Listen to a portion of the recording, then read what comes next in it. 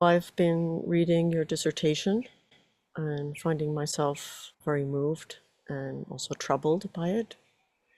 And sexual abuse in monastic context is extremely difficult to discuss at all, much less publicly, and abuse of children even more so. And I want to recognize your courage in opening this conversation around this. And before you tell us about the phenomena that you studied in Buddhist monasteries in Sri Lanka, I wonder if you could share with us some of what motivated you to make this the topic of your PhD thesis and to bring this out into the open. Yeah, absolutely. Um, uh, Doing a PhD level or doctoral level studies has been a kind of a concept in my head for like over 5 years before I started it in 2019. Um, so towards the end of my master's in counseling program in 2014, some of the memories that I had as a young Buddhist monk became very prominent in my head, and I was able to kind of recognize properly that some of the experience that I went through and I witnessed as a young novice Buddhist monk were very well, you know, were able to define as abuse of all kinds. Um, so at that around the same time, I started a sort of a ground level sort of conversation, at a grassroots level with the monastic members that I grew up with, that I had a familiarity. Not knowing exactly what to do, I was more looking at the situation uh, then as a sort of qualified psychotherapist, and also not knowing necessarily what to do with it and to see whether others saw what I saw as what I saw. And then a few years passed by, and then I had a major bereavement in my family, losing my dad. Um, that was a kind of moment of reckoning for me to do something about this, a little bit more in a substantial way. And then I thought of how about doing this as a research. Although I had done some informal survey, without any ethical approval or anything like that, because I was giving uh, I had the opportunity to give a couple of talks at um, among sort of monastic universities in Sri Lanka, and I was able to address this in a subtle way, and I was able to distribute a like a questionnaire and ask uh, in a direct but in a polite way if they had any experiences like that. And there was more than 50% of them indicating that they had abuse, including sexual like abuse experiences in them, and some had chosen not to answer the question. So not that I didn't know that it was widespread, but I also wanted to see what's the trend at the time, because that was uh, about 10, 15 years later than my time as a young novice monk. So the trend was still very much alive. So then I began to formulate a PhD style research proposal, sent it to a couple of universities until I got this interview with the Canterbury Christ Church University, and met these really concerned supervisors that were very kind and compassionate to work with me. So that was kind of broader background before I did like a formal study.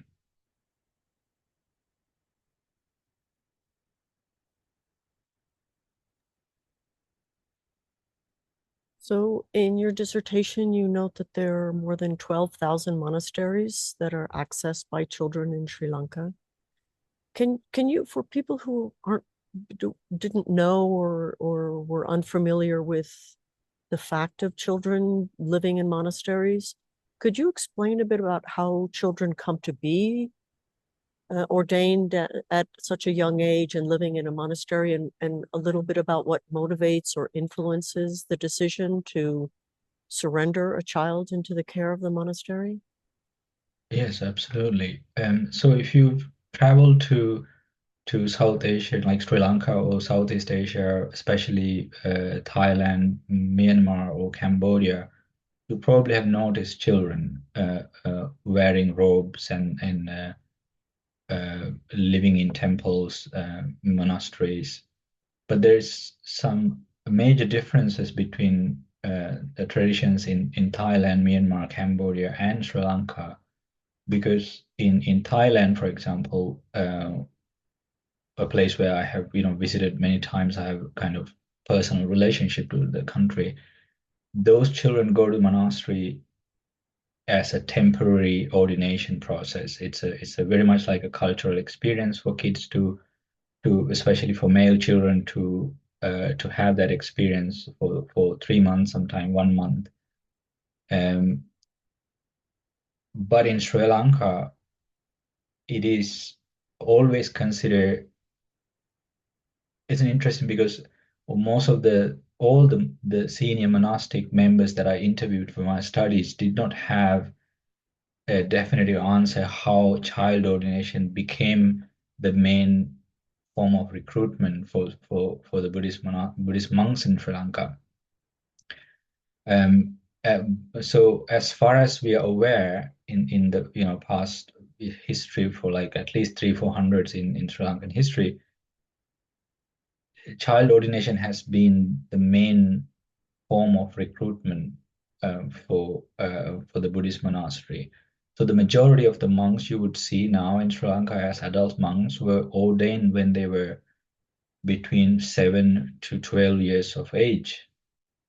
Um, and I mean, I have a hunch why that might have been the case. But that's a wild hunch. But I'm really kind of keen to explore this more, how exactly child ordination became the main mode of recruitment. But as of now, children are so basically it is the cultural norm. So for a child to be ordained as a monk is the absolute norm. Perhaps for an adult to become a monk on his own choice is the kind of the outlier now. So if you look at the Sri Lankan monks, the famous monks' names, you see uh, some probably unknown phrase in front of them, and then their Buddhist name, Dhammapala or Vajiranyana or Gunaratana, Bhante Gunaratana. So that's the first part is actually their village name. So if you're familiar with the geography on Sri Lanka, these villages are very kind of rural villages, mostly agrarian villages, villages that are in the periphery of towns or cities.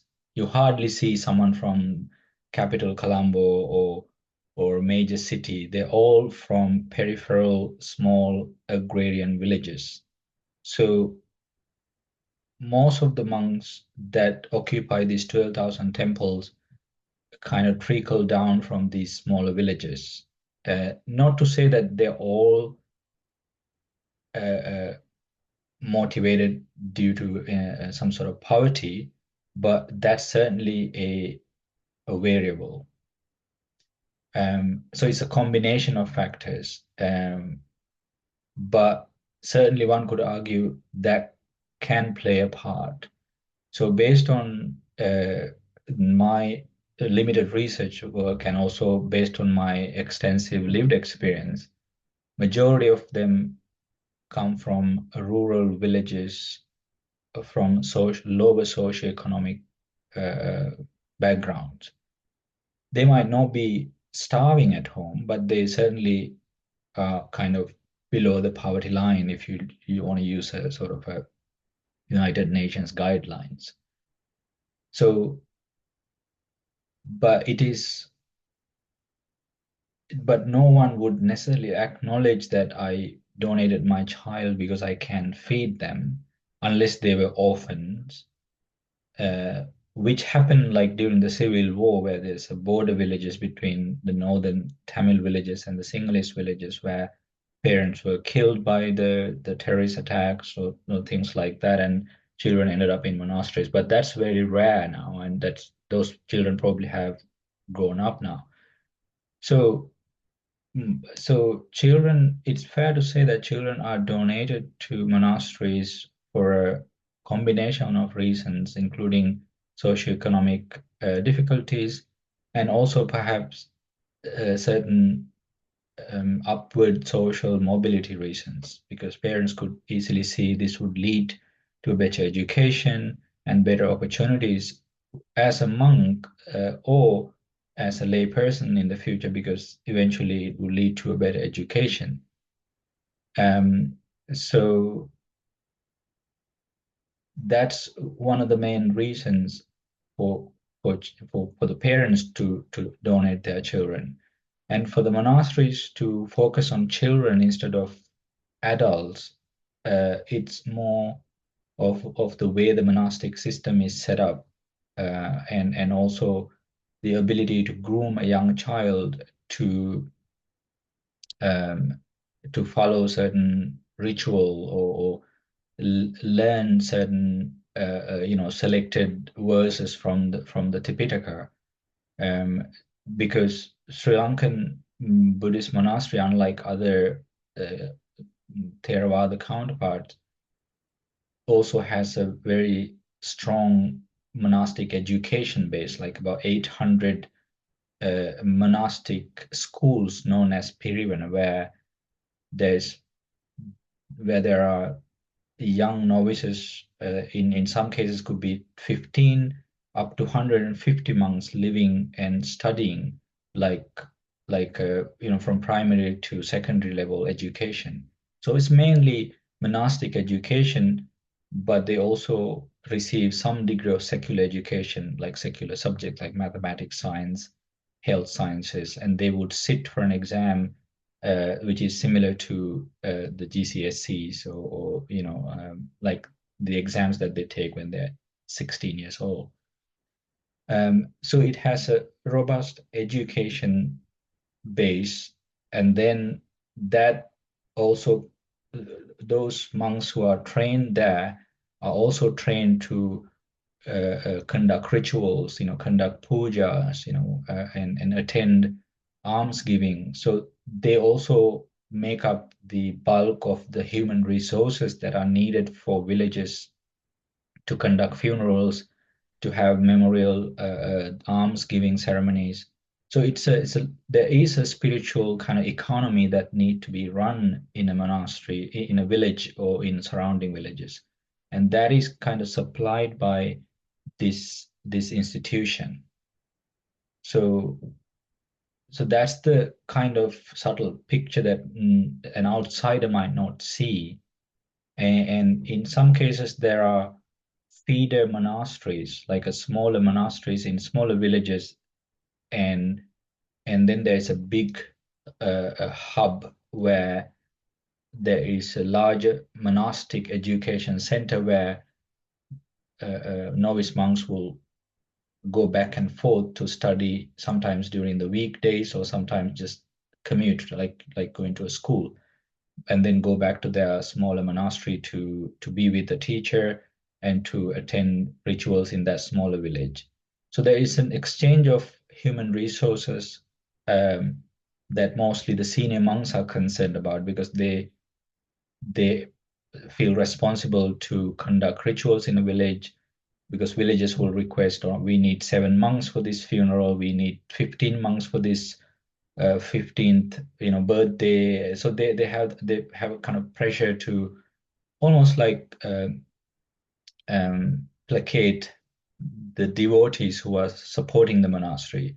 So for that, they must have those numbers ready to go. So that's the kind of motivation behind ordaining younger monks and training them, even though 10 years later, when they're in their mid-20s, they may leave after getting like a university level education, or becoming disheartened by the practice, or various reasons. So that's the the perhaps the subtle this network that outsiders might not see. Um, yeah, I mean, I am happy to elaborate more if you need more information on that. That paints a good picture. And so once a child has been placed in a monastery, and in Sri Lanka, unlike some other places, it's boys that are being ordained at a young age, not girls, right? So how common is it that once in the monastic setting, a boy ends up being abused? You mentioned 50% in the survey. Did you Yeah. get a better sense through your research how widespread this is? Yeah. So um, when I was doing my research, I had a difficult time accommodating my lived experience and sort of tacit knowledge that I had about what was going on, because I knew how common of an experience that is to be uh, to expose to uh, some form of abuse.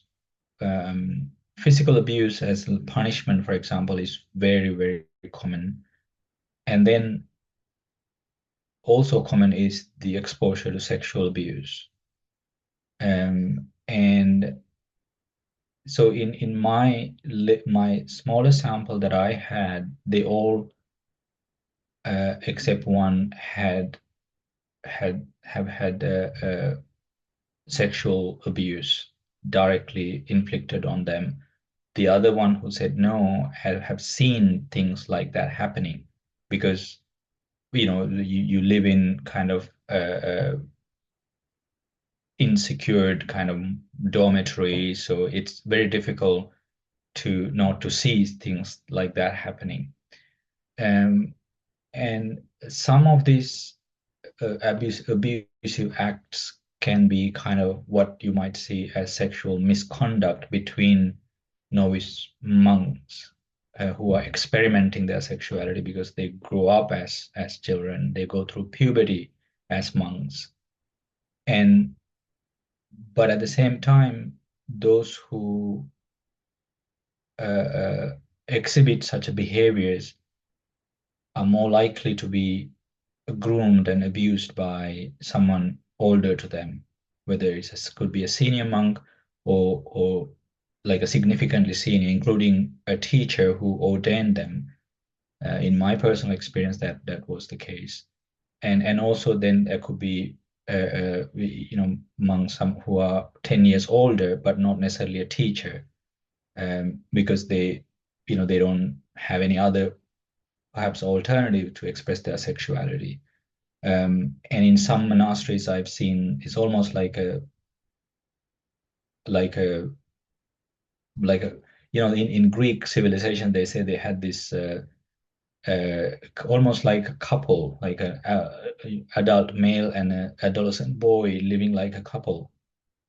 I think the term is pederasty, or along that line, which was acceptable in Greek society, they say, and something very similar to that practice, but it's very hidden behind the closed doors. It's very much known in an implicit way among the community. Like this novice is reserved for that senior or somewhat senior monk. So they have like kind of understanding or relationship that goes on.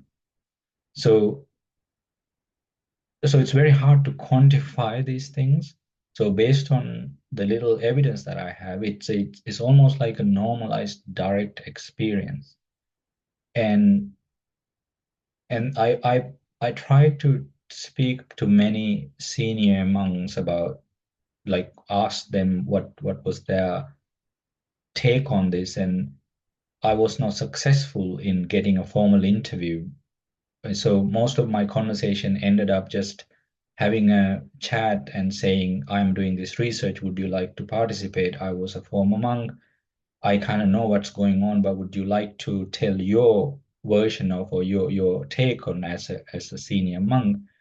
And there was one famous monk, I should not mention his name here, but very famous, like nationally known in television, and like a very well sought after preacher, and kind of normalized in a giggling way, saying that this is uh, there are a lot of sort of vulgarish slangs that people use to describe sexual act between men and men, or boys with men and boys. Um, so he kind of referred to the fact that,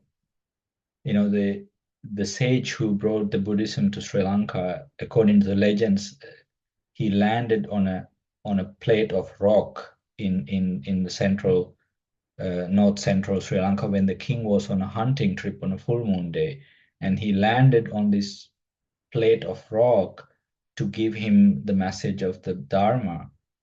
Uh, so he said it's as old as even the great sage landed on a plate of rock, and the plate of rock is referred to the legs, because the most sexual acts are kind of performed, by rubbing the genitals in the legs. So for him, it was like, this is our thing. This is and it also among lay people, it is considered like they call it temple play. So when a young child is ordained by a senior monk, the people sometimes assume that this is what's happening.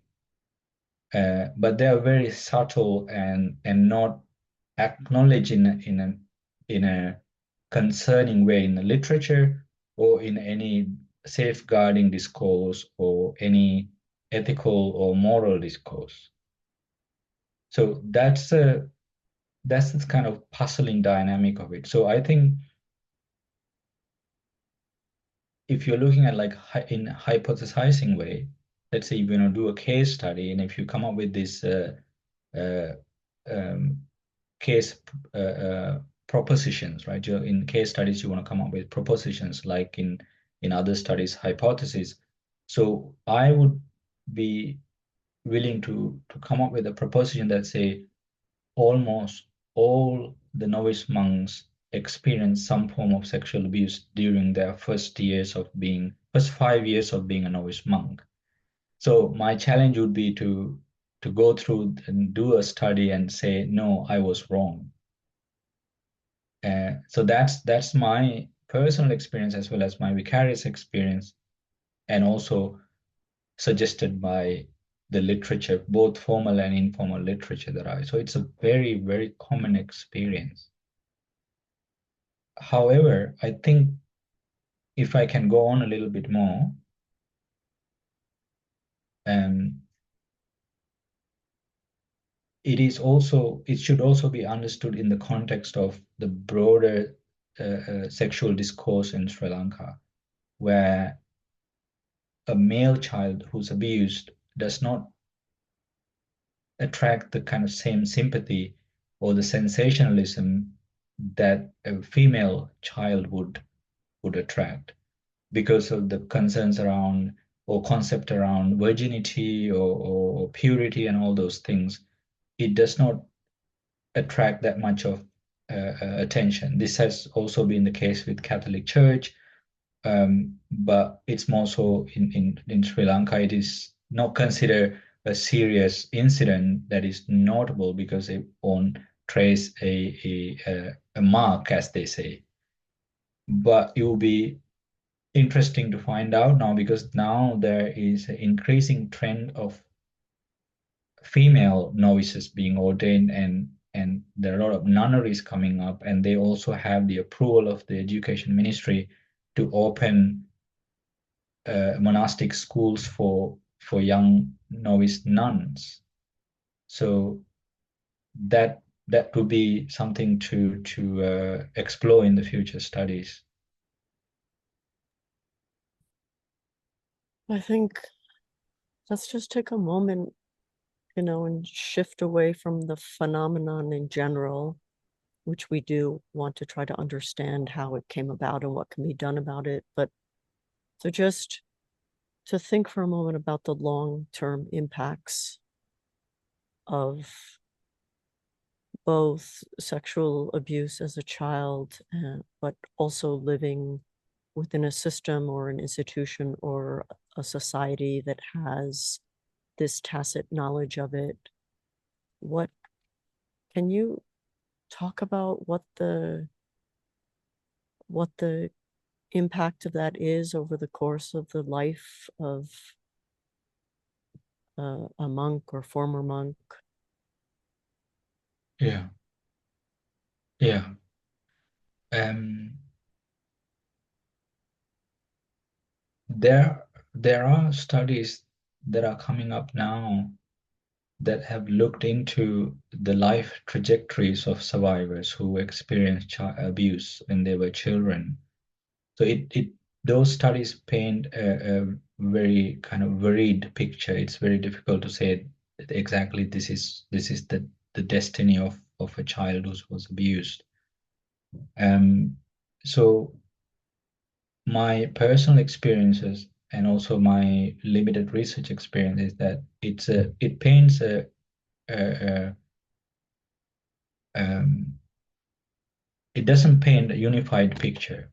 Um, so certainly one common thread among all the survivors seem to be about what it does to their spirituality.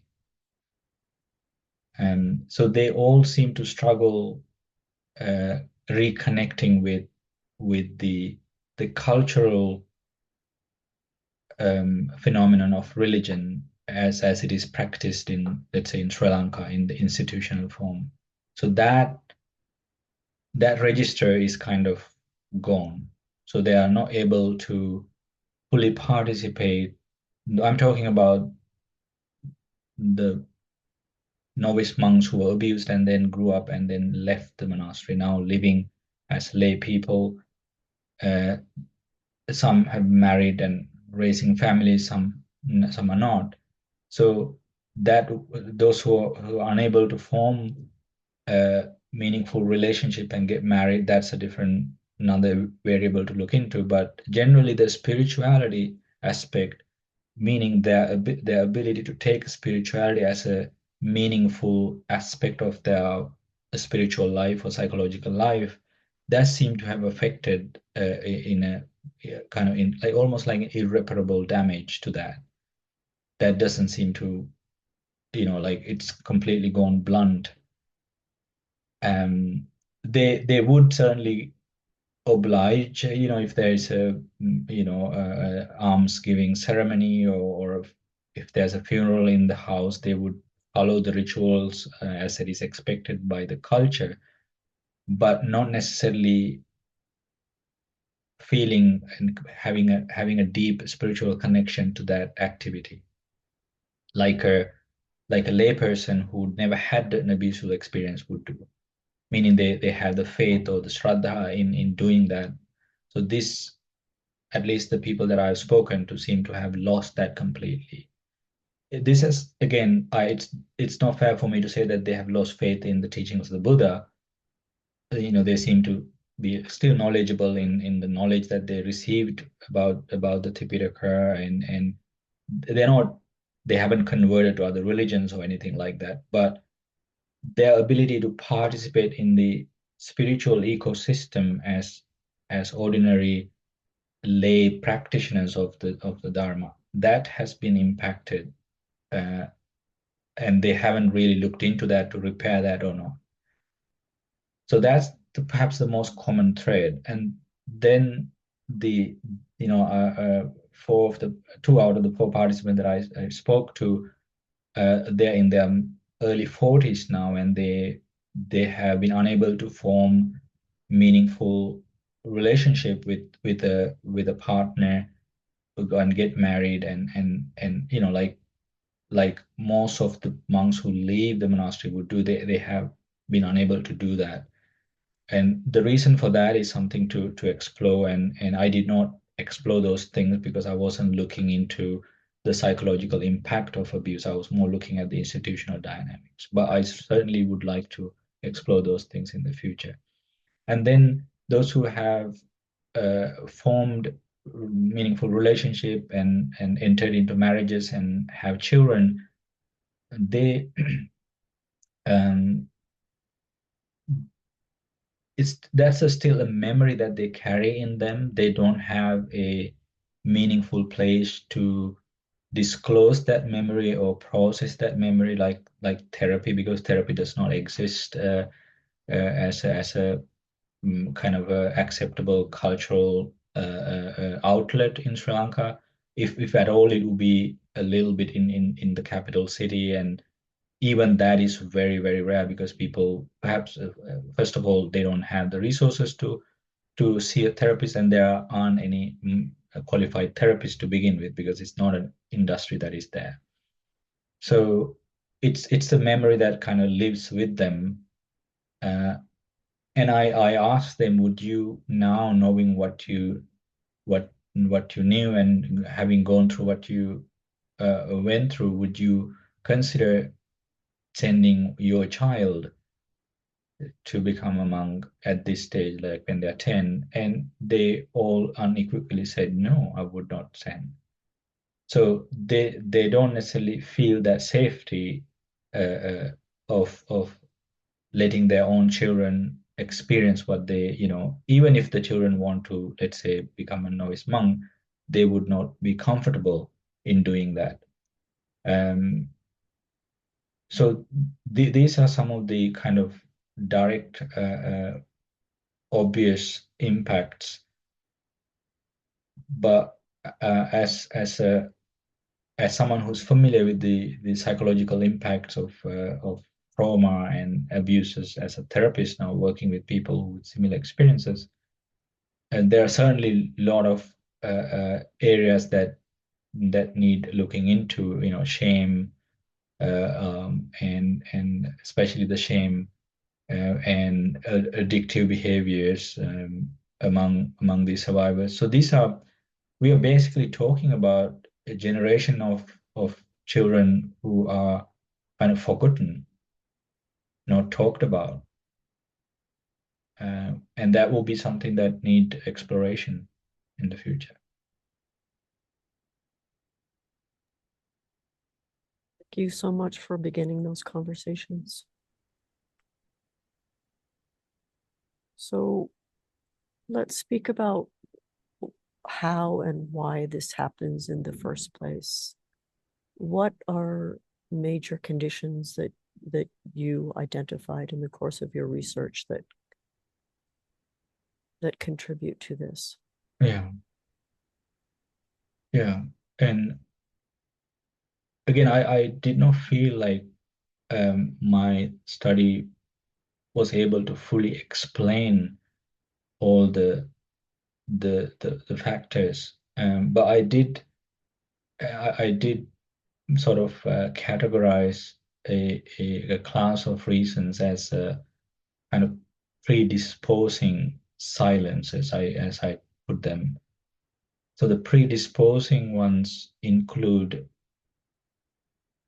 these vulnerabilities on the part of parents who send their children to monasteries without the privilege of any oversight, or even feeling like they have the rights to question their children's safety because they were already on the back foot with regard to their ability to feed their children. So it's almost like a compromise for them.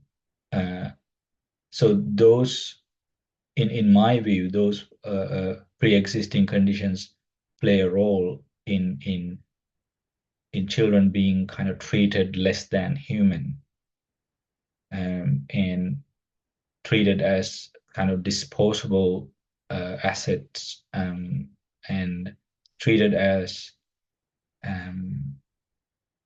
a children that can be groomed for any purposes, because sexual abuse is just one aspect of the difficulties that a child has to go through as a novice monk. And in addition to that, there will be a lot of work involved, because the children actually help run the monastery, cleaning, cooking, collecting food. It's a very rigorous lifestyle.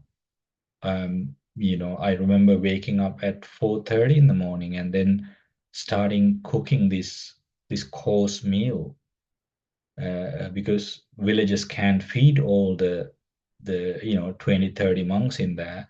So villages would bring some food in a symbolic way just to offer, but then they had we had to cook something to make up the shortages, and then cleaning, painting these buildings, maintaining. There's a lot of work that goes into it.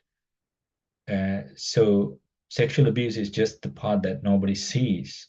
So it happens in as a part of an entire regime. So I think once children have passed that vulnerability and on to the monastery, then they enter into almost like a system of abuse that is already there, which normalizes the what I call the incremental boundary violations.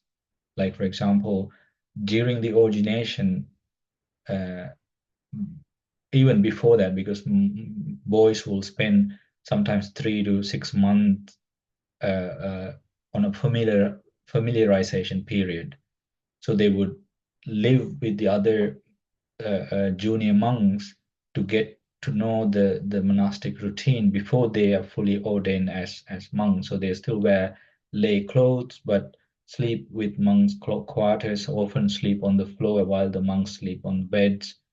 Uh, and so, but they're exposed to all the things that are going on, and normally they don't wear underwears, they wear sarongs, and so when children wear sarongs, they can keep it together. They often end up being naked on their sleep, and they don't wear underwears. So so oftentimes their bodies are exposed and they're seen by others, sometimes being touched or ridiculed, or sometimes abused in their sleep. So that's the kind of induction into it, and then when they're ordained, they they don't know how to wear the robe, so someone else would, a senior monk would help them wear the robe, so they get to see their genitals, sometimes get made fun of or touched. So it gets there are a lot of boundary violations that no one else would be able to see from outside. So there's infinite amount of opportunities for boundary violations. And then that normally novice monks are not allowed to. Some monastic quarters don't even have doors in the rooms. If they ever have doors, they're not allowed to lock them. Sometimes not necessarily needing to abuse them, but it's a form of control, because locking the door would be drawing a boundary, and you're not supposed to lock the door. You must have access. The senior monks must always have access to. So, and then oftentimes at night, when these children, go into deep sleep at night because they're tired sometimes, get abused, and then after a while, when they reach puberty, because they also confused about their own sexuality, they can be groomed to almost like have a relationship with a particular senior monk, and can be taken to their sleeping quarters and sometimes could sleep with them. So I think the institutional culture is the main reason that these abuses tend to kind of perpetuate. So in a way, I kind of mentioned two factors here. One is the predisposing factors, and then these factors that are the institutional ecosystem perpetuate those factors. So you describe poverty as a predisposing factor, and also the status, which elicits trust and a deferential posture on the part of parents and other community members who might otherwise be counted on to be looking out for the child's welfare. And also this subculture, which is very much part of standard Buddhist monasticism, in which there's a teacher-student or, you know, master-apprentice sort of relationship that takes place in monastic contexts, in which older men are given absolute authority and control over prepubescent boys. Yeah. Do you see any other ways that what are standard and accepted Buddhist teachings from the Dharma or the Vinaya are feeding or being used, or even what some scholars call weaponized, to make this abuse possible?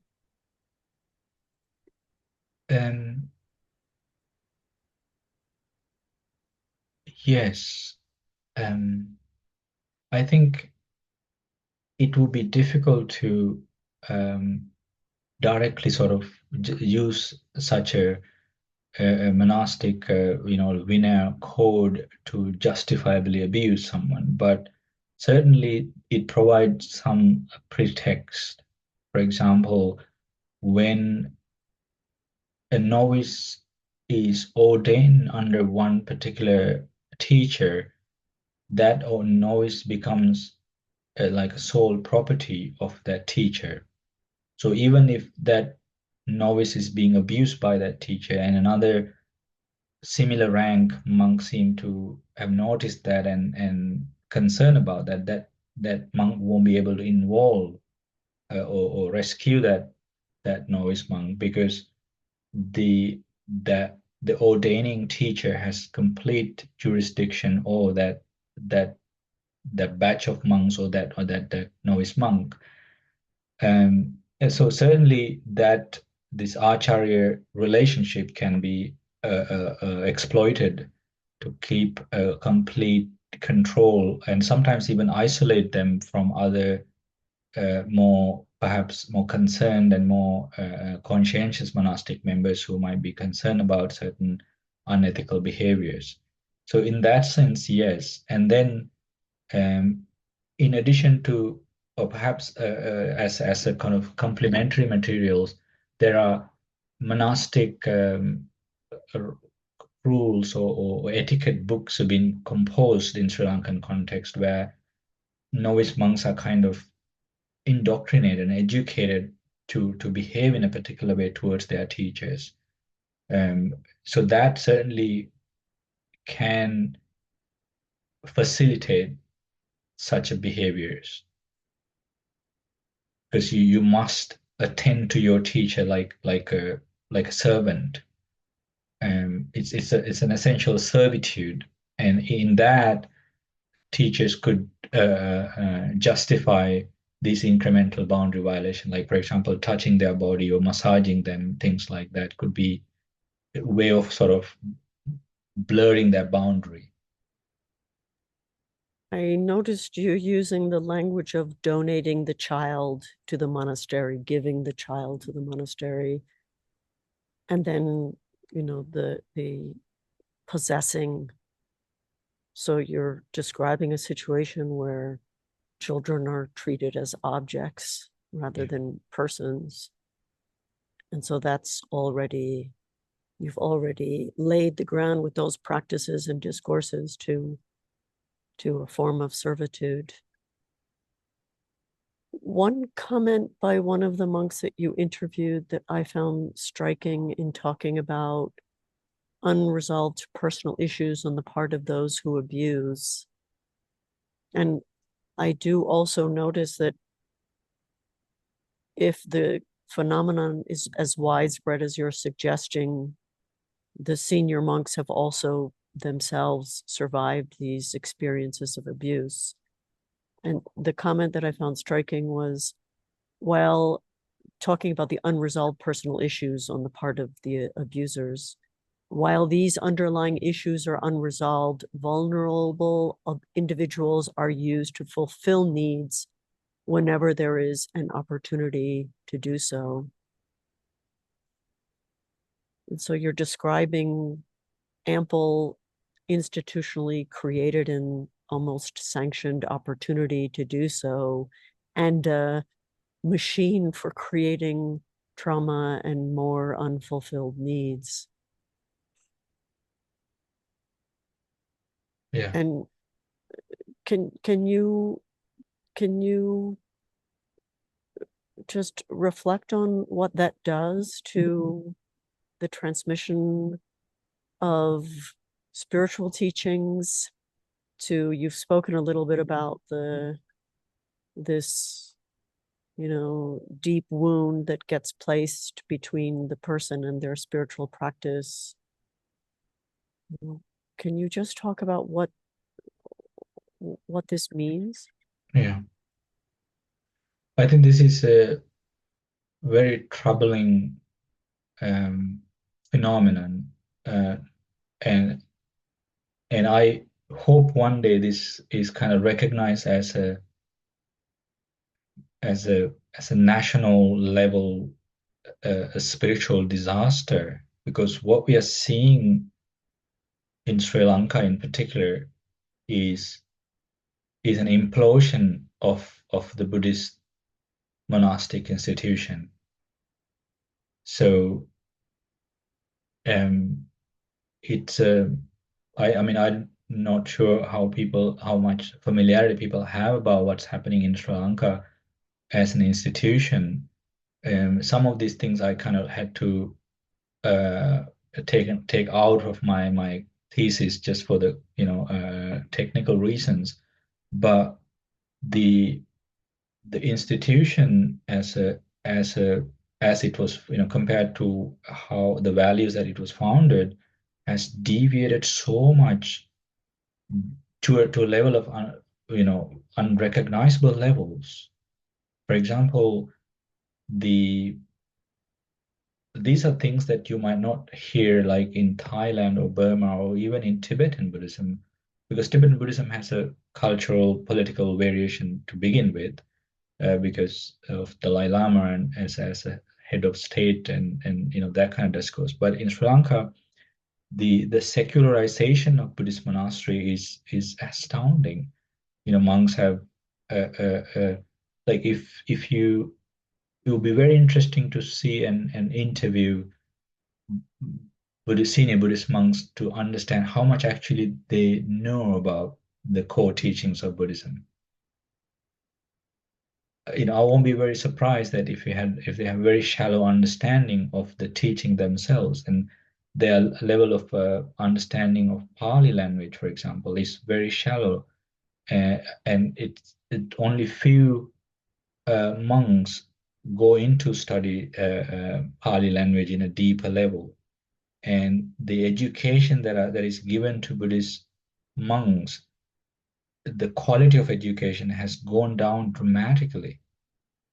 When I did my survey, I was surprised by the lack of sometimes even the punctuations, because monks were known for their scholastic candor when some time ago, because at least they had a very robust education, very deep understanding of Pali language, and then the Tipitaka. But now it has eroded so much, because my hunch is that this push for social upward social mobility is so high, because there are other economic pressures that are there. So people would enter into this just to find ways to get ahead and or to get a decent education and then transition to lay life and do something else. So there's an implosion that is slowly taking place, which I would like to believe that lack of mentorship, lack of guardianship in a spiritual sense, all these things contribute. And if I were to do an autopsy on my own trajectory as a monk and my departure from that, that's what I would attribute to.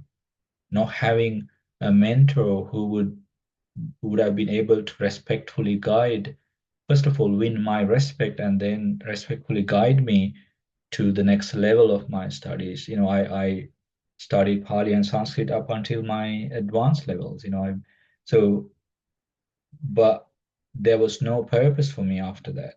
So most of these young monks are extremely confused about their identity, their spirituality, their future trajectory. They don't seem to have a purpose. So it's an imploding institution that we see through monks joining political parties, having a lot of scandals, taking part in these protests. So they're really looking for identities, looking for purposes when there's the greatest purpose that was ever kind of created for human beings, that is just there, but they're not being able to tap into that because of this, perhaps this woundedness that they are exposed to when they're children. So that's what I'm witnessing now.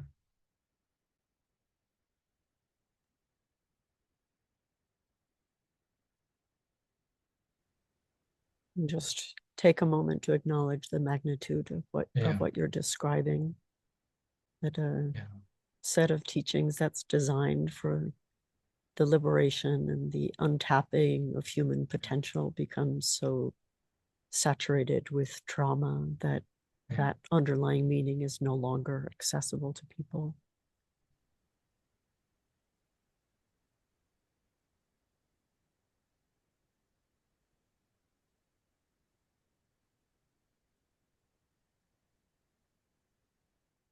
Well, maybe just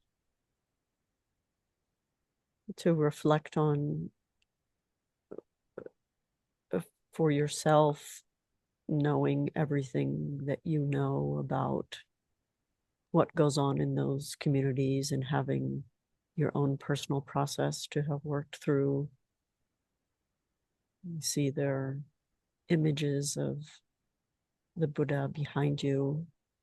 And I know in my own case, also having come to know a great deal of abuse that takes place in Buddhist communities, I still honor the Buddhist teachings and yeah, orienting my life through them and appreciating everything that the Buddha Dharma has to offer. And I just wonder for yourself, you know, how is your relationship and to the Buddha Sasana and your appreciation still alive, yeah, and why? yeah, yeah. I think I um, kind of went through a period of kind of transition, um, you know, as like a young adult monk with a lot of bitterness, and showing a lot of rebelliousness in the institution. And I later understood these were my reactions to what I've experienced and could not understand fully. Um, but after I was kind of rescued from the first monastery, I was lucky to have a very respectful teacher as my second teacher.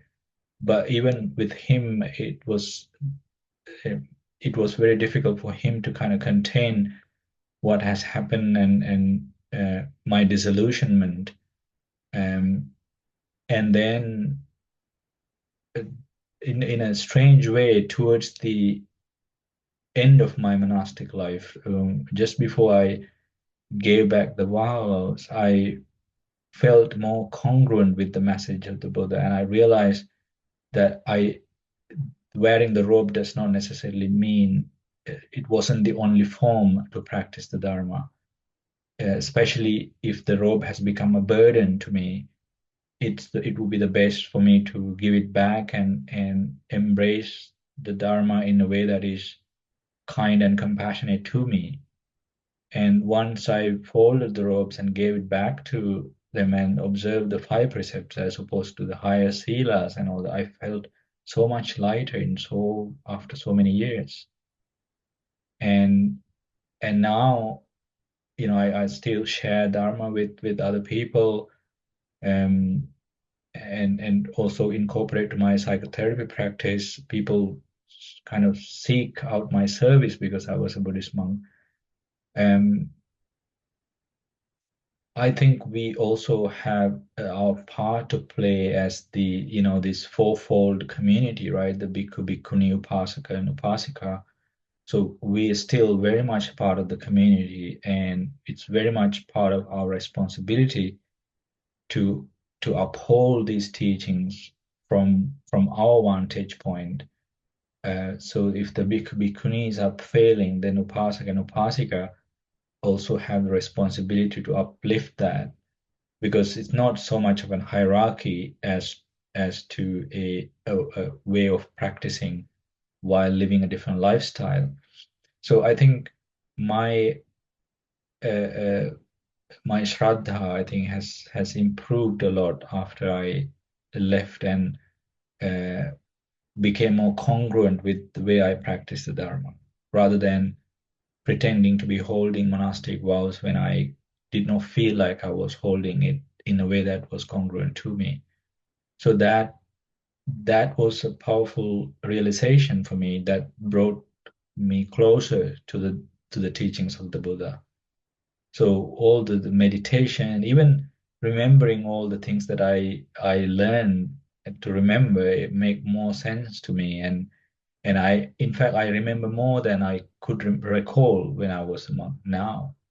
So it's and I certainly know in my experience, in like an existential experience, that robe or living monastic convention is just one way of doing it.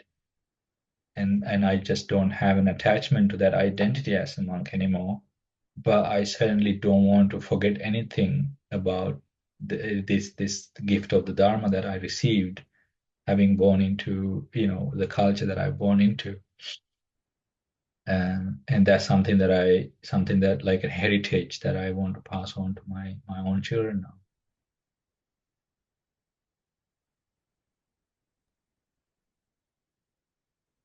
Thank you so much for being not just courageous, but so congruent with yourself and with the Buddhist teachings. And I think not only are you passing along the heritage, but your care in speaking about the issue, not just courage, but also the sensitivity, for me, is a major contribution